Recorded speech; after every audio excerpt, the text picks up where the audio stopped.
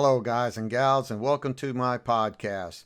Today I'm going to do the same thing I did a little early in the podcast at 102, where I'm going to use the same sky and I'm going to do it through Luminar instead of using the select and mask process in Photoshop. And we'll compare both images after. Now, the one I did in the previous podcast, 102, I actually shrunk the image down to allow it to go a little faster. So this is pretty much a full-size image.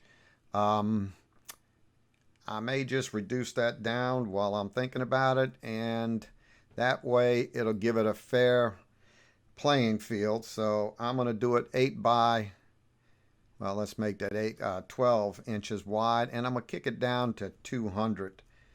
And that was about the same size I used before. So here we go. I'm going to create my next layer that I'm going to do the work on, and I'm going to title it Luminar 4. Okay. Now, with that being done, I'm going to go to my filters, and I'm going to go down to Skylum Software and pick Luminar 4.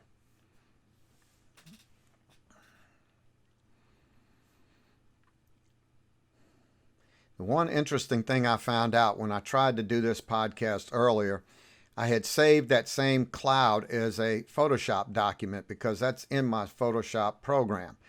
And I saved it as a PSD file. When I tried to bring it into Luminar, it wouldn't recognize a PSD file. I had to convert it to a JPEG. So if you're making a collection of different skies and photographing them, make sure you save them as a JPEG. Don't save them any other way.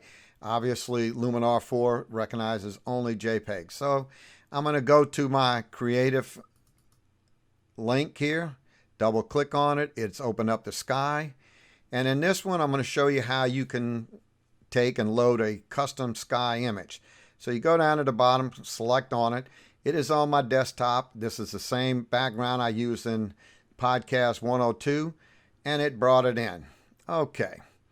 So just to make sure I have the horizon all the way down for the blend, I'll bring it down. And I'm going to brighten up the scene as I always do. And I'm going to go into my advanced settings. Close gap, sky location. I'm not going to move. Let's see what it does with the sky location.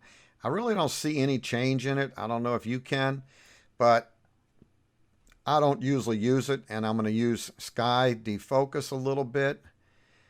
And that's sort of like doing a opacity on it that I use in the other. It's not that. I'm going to draw it down a little bit. Atmospheric haze, I'm going to kick it up. Temperature, I'm going to kick it up a little more to the blue side.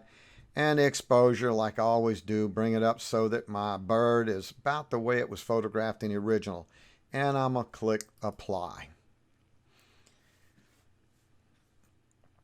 Okay, here we go. We've got it in.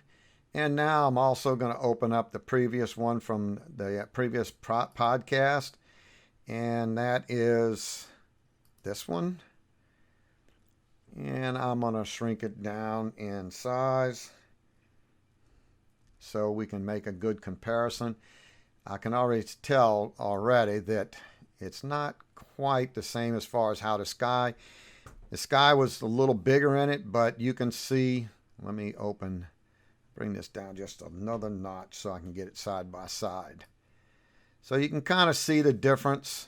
There's a little bit more light sky in this one. This kind of meshed it, but this part here is the same as this. So you can see in the Luminar, it actually did a smaller deal to widen open the sky. This one, it limited amount. I couldn't reduce it anymore.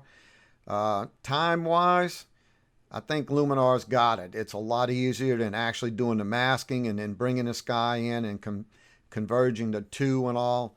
So I think I'm leaning towards Luminar.